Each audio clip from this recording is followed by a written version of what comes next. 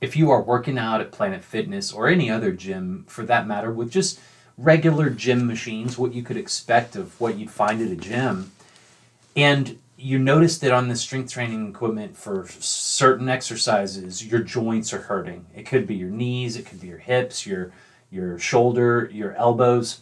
It's very common to have these problems, and most fitness trainers that even work at these gyms have no idea how to change the equipment to help people out. So this is what I've been doing for the past almost 8 years, is helping people with not just safety when doing fitness, but also effectiveness. Because working in the realm of high intensity strength training, you can't help but get results if you're doing it the right way. And so I want to teach you a few things today if you're interested.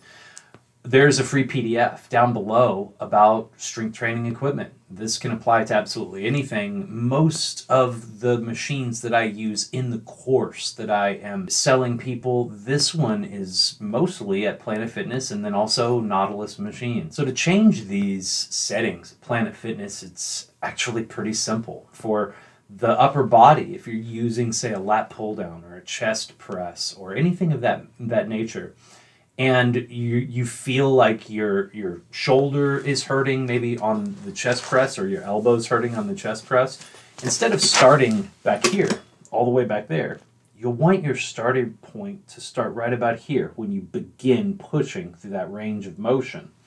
What this looks like on the weights is something like this when you're setting it up. There's two different ways to do this. There's these levers down here at the bottom. Change. If you have any problems in your shoulder or in your elbows, you're going to want to bring these further away from you, just like that. If this is not enough gap, same thing. Create a gap in the stack. That even further. So let's get to it.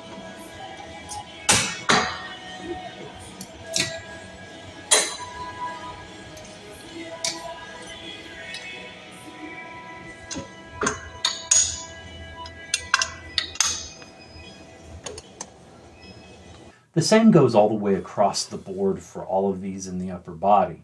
If you're having a problem in a joint on one specific machine, just change that range of motion like I did on that chest press. It's a little bit more nuanced for the lower body, but the idea is you just want to create more of an angle. If your feet are pushed so far against you on that leg press and your knees are all scrunched up and your knees hurt, well, all you have to do is take your seat setting and set it further back. The biggest thing, though, that people aren't getting enough intensity to have the results, health results, or the muscle growth that they're looking for. They're not using heavy enough weights, but they're doing repetitions so fast that that's what's hurting their joints as well. So consider this. If you were to do a 5-second repetition, okay, now stick with me here, and you were to not rest when the weights came back down. You were to keep the weights engaged and then bring them back up slowly again. And feel how much more intensely that feels without resting at all between repetitions. And with increasing your weight a little bit and keeping in good form, making sure your shoulders stay down through all of this and making sure you're breathing. Again, even just these simple tips that I said here could change someone's workout extremely for the better. But the one thing that's changed most people's workouts is really knowing that intensity is where you're going to get the most results. Dr. Henneman's size principle basically states that we recruit motor units in order from smallest to largest. And one motor unit can be responsible for recruiting anywhere from a few muscle fibers to thousands. And so what we're looking at here is the very last repetition before you reach momentary muscular failure, the point to where your muscles are incapable of moving any further. That's where you're going to get the most results. And so the very end of the exercise is where the absolute most muscle fibers are recruited into it. Means the last rep is the most productive out of all of them.